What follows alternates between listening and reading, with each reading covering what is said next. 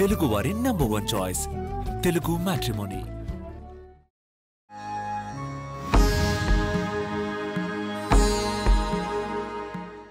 నమస్కారం గురుగారు. హారతి గారు నమస్కారం అండి.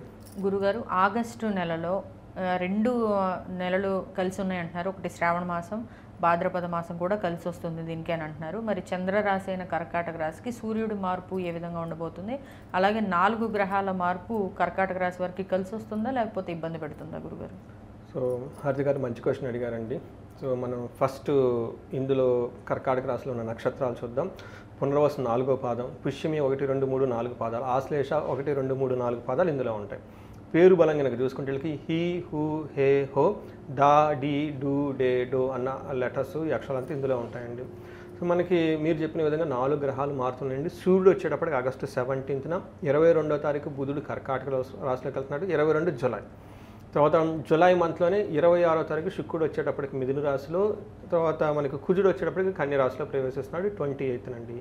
ఈ డేట్స్లో అంటే ఒక సూర్యుడు మాత్రం మంత్ మధ్యలో మారుతున్నాడు, దానికి ముందు 3 గ్రహాలు మారుతూ ఉన్నాయి అన్నమాట. ఈ గ్రహాలను బట్టి కనుక మనం చూసుకుంటే మీరు అడిగిన విధంగా కర్కాటక రాశి వారికి కొంచెం ఇబ్బందులు ఉన్నారు జూలై మంత్లో. చాలామంది నాకు ఎక్కువ ఫోన్ కాల్స్ కూడా వచ్చినాయి, జాబుల విషయాలు బాగా ప్రెషర్ ఉంది, ఇబ్బంది ఉందని చెప్పేసి. ఇది కంటిన్యూ అయ్యే అవకాశం ఎక్కువగా ఉందండి వీళ్ళకి. ఆగస్టు 17th వరకు కొంచెం ఇబ్బందికి ఎక్కువగా ఉండే అవకాశం ఎక్కువగా ఉంటుంది. తర్వాత కొంచెం ఇబ్బంది తగ్గే అవకాశం ఎక్కువగా ఉంటుంది. మనం కనుక చూసుకుంటే ఇది మిక్స్డ్గా ఉంటుందని మనం తెలుసుకోవాలి. ఒక రకంగా కొన్ని విషయాల్లో పాజిటివ్గా, కొన్ని విషయాల్లో ఛాలెంజింగ్గా 50-50గా ఉంది. అందుకని ఏదైనా డెసిషన్ తీసుకునే ముందు మీకు పాజిటివ్గా ఉన్న వాటిలో సంబంధించి తీసుకోండి. నెగిటివ్గా ఏదైనా ఉంటే కనుక కొంచెం కేర్ఫుల్గా ఉండటం ఎంతైనా అవసరం వీళ్ళకి. మనకి లఘు గోచారం, సూక్ష్మ గోచారం ప్రకారం కనుక చూసుకుంటే వీళ్ళకి ధనం, పరాభవం, అర్ధప్రాప్తి అని చెప్తారు. అంటే మనీ మ్యాటర్స్లో వీళ్ళకి చాలా ఫ్లో ఉంటుంది, కానీ అవమానాలు జరిగే అవకాశం ఎక్కువగా ఉంటుంది. ఈ అవమానాలు కూడా జాబ్ రిలేటెడ్ మ్యాటర్స్లో ఎక్కువగా అవమానాలు జరిగే అవకాశం ఎక్కువగా ఉంది. కొంచెం స్లోగా ఆలోచించి చూసుకొని ప్లానుడ్గా, స్ట్రక్చర్డ్గా వెళ్తే కనుక ఈ మంత్ అంతా సక్సెస్ వీళ్ళదే అవుతుంది. ఎలా పడితే అలా బ్లైండ్కి వెళ్ళిపోతే ఇబ్బందులు పడే అవకాశం ఎక్కువగా ఉంది. ఎందుకంటే సూర్యుడు వీళ్ళకి 2nd హౌస్లో ఉండి 8th హౌస్ని చూస్తున్నారు. ఏమంటేనండి వీళ్ళకి ఈ మంత్ అంతా వీళ్ళ success or fail depends on వాళ్ళ చేతుల్లోనే ఉందని చెప్పుకోవాలి. ఎందుకంటే వీళ్ళకి హీనత్వం, దుష్ట సంసర్గో, మనస్తాపో, శిరోవెదహ నిష్ఫలం, కృషి, వాణిజ్య, విత్త రాశిగతో రవి అని చెప్తారు. 2వ ఇంట్లో కనుక సూర్యుడు ఉంటే మనకేం చెప్తుందంటే హీనత్వం అంటే నీచ బుద్ధి, దుర్మార్గులతో సాహసం చేయటం, నీచ బుద్ధి రావటము, ఇదేం చేద్దాంలని క్యాజువల్గా ఉండటము. తర్వాత శిరోవేద, మానసికంగా చాలా ప్రాబ్లం గురైపోయి మెంటల్గా టెన్షన్ వచ్చేసి తలనొప్పి వచ్చే అవకాశం ఎక్కువగా ఉంటుంది.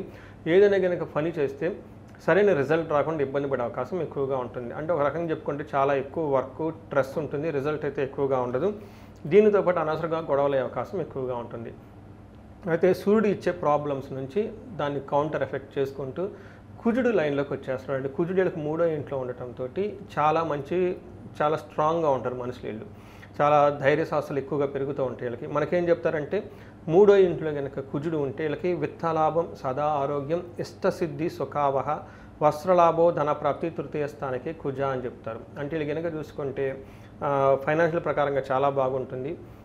అనుకున్న పనులని అనుకున్న విధంగా ఏదో విధంగా కొంచెం ఇబ్బంది అయినా కానీ, స్ట్రెస్ఫుల్గా ఉన్నా కానీ ఆ టాస్క్లు అయితే కంప్లీట్ చేసేస్తారు. పేరు ప్రఖ్యాతులు చక్కగా ఉంటాయని చెప్పుకోవాలి. అంతేకాకుండా ధన ప్రవాహం బాగుంటుంది. ప్రొఫెషన్ మ్యాటర్స్లో వీళ్ళకి చాలా సపోర్ట్గా ఉంటుంది. రిజల్ట్ రాకపోయినా కానీ, వాళ్ళు అనుకున్న డిజైర్డ్ రిజల్ట్ రాకపోయినా కానీ అన్ని విధాలుగా సపోర్ట్ ఉంటుంది అన్నమాట. ఇది ఒక మంచి పరిణామం అని చెప్పుకోవాలి.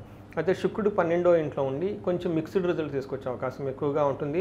వీళ్ళకి కృషి, సవ్యాధి, సర్వ విఘ్నం చ అంటే ఏదైనా కనుక పని చేస్తే ఆటంకాలతో, బ్రేకులతో రిజల్ట్ వచ్చే అవకాశం ఎక్కువగా ఉంటుంది. వీళ్ళకి స్మూత్గా రిజల్ట్ అయితే రాదు. ఆయుధ పీడ అని మనకు చెప్తూ ఉంటారు. అంతేకాకుండా వర్నల్ డిసీజెస్, కొంచెం గుప్త రోగాలు, కొన్ని చెప్పుకోలేని ప్లేసుల్లో బాధలు అవన్నీ వచ్చే అవకాశం ఎక్కువగా ఉంటుంది. కొంచెం చూసుకుంటే మిక్స్డ్గా ఉంది.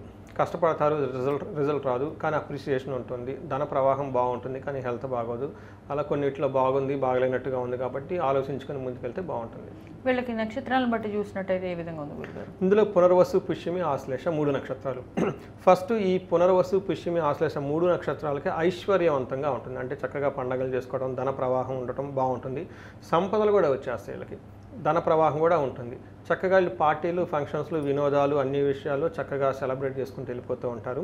అయితే ఆశ్లేష నక్షత్రం వాళ్ళకి మిక్స్డ్గా ఉంటుందండి. వీళ్ళకి ఐశ్వర్యము సంపదలు ఎంత ఉంటుందో నాశనము కలహం అయ్యేది కూడా అవకాశం ఎక్కువగా ఉంది. ఈ నక్షత్రం వాళ్ళు కొంచెం జాగ్రత్తగా ఉండాలి.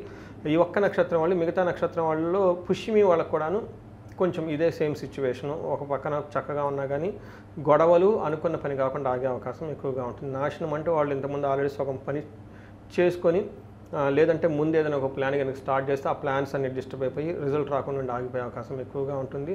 దాంతోపాటు వీళ్ళకి గొడవ అయ్యే అవకాశం ఎక్కువగా ఉంటుంది. ఫైటింగ్ మాస్టర్స్ వీళ్ళు గొడవ పడతారో వాళ్ళు గొడవ పడతారో తర్వాత చూడాలి. గురుగారు, మరి వీళ్ళకి ఎలాంటి పరిహార మార్గాలు చేసుకుంటే ఇలాంటి ఒక సిచ్యువేషన్ నుంచి బయటపడగలుగుతారు గురుగారు? వీళ్ళకి ఆశ్లేష నక్షత్రం వాళ్ళు కొంచెం జాగ్రత్తగా ఉండాలండి. ఎందుకంటే వీళ్ళకి సూర్యుడు ప్రస్తుతం వచ్చేటప్పటికి ఇదే రాశిలో ఉన్నారండి. ఇంకా ఏ ఏ సందర్భాల్లో వీళ్ళు ఆచితూచి అడిగేయాలంటారు గురుగారు? ఇలాంటి గ్రహస్థితి ఉన్నప్పుడు ఫస్ట్ గొడవలు అయ్యే అవకాశం ఎక్కువగా ఉంటుంది. ఏ విషయాల్లో? అన్నదమ్ముల మధ్య రియల్ ఎస్టేట్ సంబంధించిన గొడవలు ఎక్కువగా ఉండే అవకాశం ఎక్కువగా ఉంటుంది. తర్వాత ఏమవుతుందంటే ఎక్కువగా వేరే వాళ్ళు చేయడానికి డిస్టర్బ్ చేసే బదులు వీళ్ళే నెగ్లిజెన్స్ చేసుకుంటారండి. మనం ఏం చెప్పి హీనత్వం అని చెప్పుకున్నాం.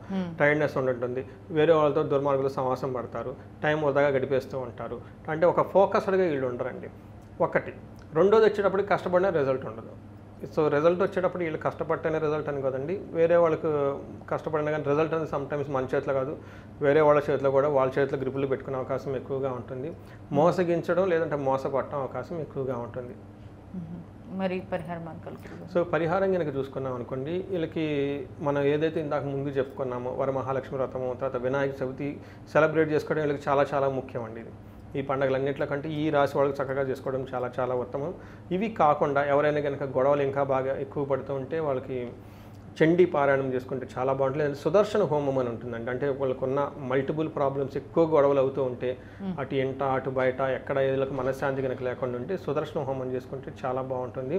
నేను రీసెంట్గా 2-3 సుదర్శన హోమం చేపించున్నానండి. అలానే ఉగ్ర నరసింహస్వామి మంత్రంతో బీజ మంత్రాలతో కనుక హోమం కూడా చేయడం జరిగిందండి. వాళ్ళు ఇమ్మీడియట్గా వాళ్ళు చాలా వాళ్ళు ఊహించుకున్నారు పెద్ద పెద్ద ప్రాబ్లమ్స్ ఉంటాయని. బట్ అలా ఏమి లేకుండా ఒక మధ్యవర్తిత్వం ద్వారా ఒక ప్రాపర్ అండర్స్టాండింగ్తో ముందుకెళ్ళిపోతూ ఉన్నారండి. అవి మరి సీరియస్ కాకుండా.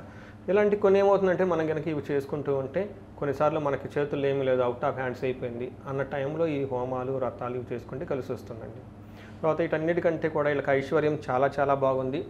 ఇన్ కేస్ ఎవరైనా కనుక ధనం కనుక ప్రాబ్లమ్స్ పడుతూ ఉంటే ఇబ్బంది పడుతూ ఉంటే కనుక మనము మహాలక్ష్మి గురించి లేకపోతే విశేష హోమాలతో పాటు మనం 25 సీక్రెట్స్ మన పురాణాలలోను వేదిక్ కల్చర్లోను తర్వాత వేదాలలో ఏం చెప్పారు మహాలక్ష్మీదేవి గురించి, తర్వాత మన ఏమని చెప్తారు పురాణాలలో ఏం చెప్పారు, అలానే మన తంత్రజ్ఞానం అని ఉంటుందండి. ఈ తంత్రాల్లో ఏం చెప్పారు, ఇలా కొన్ని సంబంధించిన రహస్యాలన్నీ తీసుకొని షేర్ చేయడం జరుగుతుంది వర్క్షాప్లో. అది అటెండ్ అయితే మనం వాళ్ళకి హెల్ప్ చేయొచ్చు.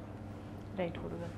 సో చూసారు కదండి, ఆగస్టు నెలలో కర్కాటక రాశి వారికి ఏ విధంగా ఉండబోతుందో. కొన్ని చోట్ల బాగుంది, కొన్ని చోట్ల ప్రతికూలంగా ఉందని అయితే గురుగారు చెప్తున్నారు. సో దీనికి సంబంధించి మీకు ఏదైనా వేరే డీటెయిల్స్ కావాలన్నా లేదంటే ధనానికి సంబంధించి మీకు ఏదైనా సమస్యలతో మీరు ఉన్నా కూడా గురుగారు కండక్ట్ చేసిన 25 టైమ్లెస్ మనీ ప్రిన్సిపల్స్ కార్యక్రమానికి అటెండ్ అవ్వండి.